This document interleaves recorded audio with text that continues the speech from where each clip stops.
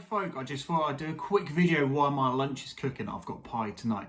But coronavirus is affecting everyone around the world now. How is it affecting you? Are you still soldiering on as normal, or are you at home quarantine, or is the worst kind of hit?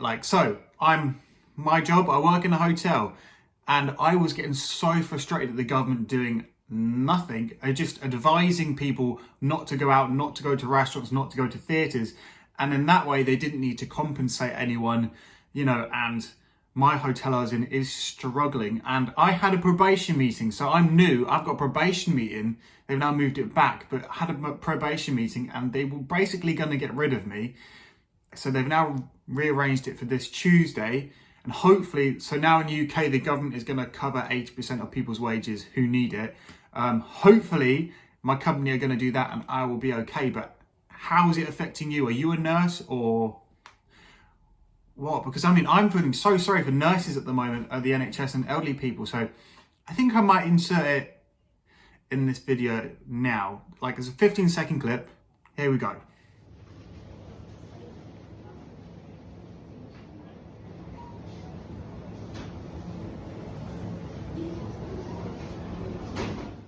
That 15-second video was in my local Waitrose downtown. I try not to shop at Waitrose because it's too expensive, but people are panic buying stupidly. It started off with people panic buying toilet roll and going, oh, I need to buy loads of toilet roll. And then someone was like, well, why are you buying toilet roll? Coronavirus, COVID-19 doesn't give you the runs. So why are you buying loads of toilet roll? If anything, if you should be buying anything, it should be vegetables, is getting as many vitamins as you can to make sure your immune system is nice and strong. And then people have got mental and they've literally taken everything off the shelves. And I can understand if you got caught up in that situation, you're a bit like, I've got no food left, and then you got a little bit more than you normally would, but if you are like one of those people that have got a chest freezer in their garage and it's now overflowing with stuff, and you've gone home and you're like, oh, I panic bought some stuff, right? Then I urge you to literally go to your local elderly woman down your road, or if there's an old man living on your road, or if there's a doctor's surgery near you or a hospital, just be like, look, I panic bought some stuff. Is it any of this any good for you? Because those nurses and stuff are literally working round the clock, and literally they're probably going home, cooking some food and going to bed. They don't have time to go up and go to the shops. And if they do, they're not going to be able to do what a lot of people are doing. I saw a video on Facebook today of literally queues outside of Sainsbury's. It wasn't even when it opened, it was just queues all the way around the block to get inside Sainsbury's. And it's just it's longer than a queue for most rides at a theme park that take an hour to 2 hours. There's going to be people in the UK, why are we doing this? We have this whole British mentality, we'll come together, we'll get through this. There's a lot of people out there being very selfish, and I urge you to please stop. All we've been told to do is to basically distance ourselves from people, and the food supply is fine if we stop panic buying. Because the problem is that there's plenty of food, but the trucks can't get to the shops quicker. They've already relaxed trucking laws so they can drive for longer and stuff, which is dangerous, but just so the shops can get some food. There's an extra £1 billion worth of food in shops at the moment. The amount of waste that we have normally with food, there's going to be so much food that is wasted needlessly. But that said, how are you finding yourselves? Are you at home, or are you working? Because I'm still having to go in at work, even though there's not a lot going on at the moment, and I will know by Tuesday if I'm still employed, which is really worrying. But I kind of just want to know, because there are a lot of jobs out there. So if you are freelance or you've lost your job, there are lots of jobs out there with the NHS, at 111. So in England, you have 999, which is emergency services. You then have 111, which is like a helpline, which is where you think, I need some help, but I don't need to call 999. And then they'll go for a bit 20 questions. They'll ask certain things. Is it this? Is it that? Do you have these symptoms, that symptoms? And then they'll eventually get to okay, you've got this. This is what you should do. That's what they do. And obviously they are rammed off their feet at the moment. So if you're looking for a job, 111 or 999, Yeah, I think for 111 in London, there's an agency called Hayes, which is a recruitment services. So you can almost, if you've lost your job or your job's like, oh, look, we can't hire you for a month or 2 months, but in 2 months we might be able to hire you again, but you're getting unpaid for that. Then it's really good because you just go find Hayes, Hays, and they're the recruitment service for 111. And you can be like, look, I can work for 2 months, and that might be like, cool, cushy, that's fine. And then that way you've covered yourself, and then you can go back into your normal job. Or like supermarkets everywhere. It's like they need more people to stack shelves because people are being mentally stupid.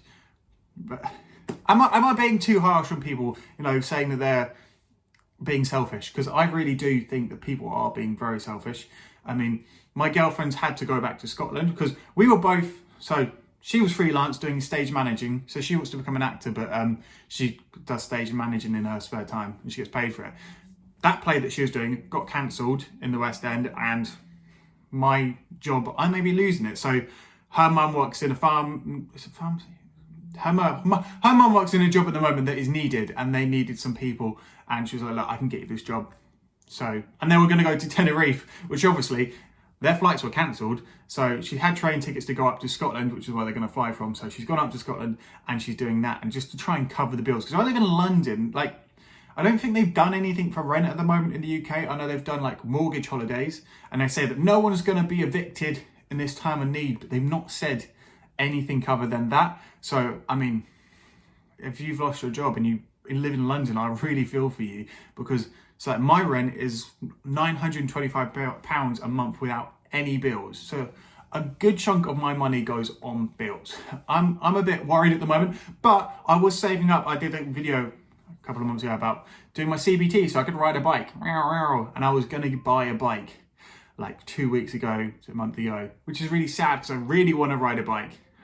I think that's my Alexa saying dinner's ready. Alexa, stop! She heard me. I bought a bike. No, I was going to buy a bike a couple of months ago. No, a month ago or 2 weeks ago. No, I did my CBT about a month ago, and I was going to get a bike 2 weeks ago. Well, I did my CBT longer than that, but I was going to get a bike, and I'd saved up some money, and I was like, this is all going really tits up. And I was like, I know I'm on probation, and I know that I would be the first to go if my company decides to let people go. So I was like, this is really a bad idea, but then I also spend 5 hours a day traveling on a bus. So I'm still doing that, but it means that I do have some money for rent. But how are you guys doing? Because I mean, I did hear one thing on the radio where in Scotland, the radio station, they do a thing called, like, you basically call in, you can win like 20 grand or whatever, and each time no one wins it, it goes and goes up and goes up to like 40 grand. And this couple won it, and then you all of a sudden heard his other half full on just crying, like not even in tears of like, well, obviously it was tears of joy, but obviously they just sounded like sobbing. And the radio presenter was like, what's up with your wife? Isn't she happy? And he's just like, yeah, it's just a whole weight off her shoulders because they both got laid off that day. She was pregnant. They were going to go on holiday to America, and it's just like everything, the whole life just like kind of stopped and fell apart. And then all of a sudden they won 40 grand, which obviously is amazing for them. I know no one else is really going to be in that boat where they win 40 grand. But obviously for them, that like, it's just hysterical. But I think that's another thing in this time of need, is to try to avoid paying like the tax on hope. And what I mean by that is like buying lottery tickets. I've already done it. I've already fallen for it. I'm really bad for it. So when I get I can't get things I want, I do tend to put the lottery on, and I call it a tax on hope, because what you do is you buy a lottery ticket, you may even put 1 line, 2 lines on, and what you do until you check your numbers and you've lost, like you just imagine everything that would be put right and everything that you could do and all this stuff, and then you look at it and you've lost and you feel bad, and then you're back to square one, but you feel just a little bit more sad. That's what happens whenever I put a lottery ticket on. And you got to think of it in a way of like, yeah, they just always show you the person that wins, but if they showed you every person that lost, it would take, I saw something, and I think it was like, it would take like 600 years to literally show everyone who lost that one time that played the lottery, if they just played like a second clip or something. It's ridiculous. try to stay focused. If you want to put like a lottery ticket on, like try do something else that like will make you feel better. Like, oh no, I do this. But yeah, I really hope you guys are doing okay and the social distancing. I mean, I think you're still allowed outside at the moment. People are getting a bit touchy. Oh, there's 2 new people going to the park. Well, it's not the same as like being close proximity in a shopping centre, I don't think. You know, in a park, how often, like when I walk for a park, I just stroll through. I don't really touch a lot of things when I'm in the park. I mean, in a supermarket, you're picking stuff up, you're looking at things like that. Like you are closer to proximity and someone could cough and you walk into their cough. But outside there's wind and stuff and I don't really pick up sticks and stuff. I mean, I think it's okay being in a park. So I just read an article, they're thinking of closing down the parks in London. And I just, you know, people need to exercise and a lot, but a lot of people don't like, if I want to exercise, I don't go full out running sometimes. Like if I want to exercise, sometimes it's just like stretching my legs. Like that is good enough for me to just have a walk around. A lot of like, when I think of exercise, actually a lot of the time it's better for me to like mentally exercise my mind, you know, just get out of this flat that I'm in. Like, cause my girlfriend's not here now, like I'm home alone, like it's toxic for myself. I just get inside my own head and just going outside, oh, birds. Like, it doesn't matter if other people are like nearby, as long as you're not walking up to them and licking their face. Like, if you keep a good distance, it's fine. Although I did almost forget when I was downtown about coronavirus, which is what I can see in towns and stuff, until like I was going to queue up and a woman just stopped like in the queue and there's like miles of like queue space. I don't know what you call that gap. And I thought she was looking at stuff to like pick up to go pay for, like, you know, like you have all the sweets and stuff when you go to pay. I thought she was looking at that and then I realized she was like trying to space herself and then I was like, oh, I'm very close to you, I'll step back a bit. But what is your whole opinion on this like subject? I do think people need to take it a little bit more seriously.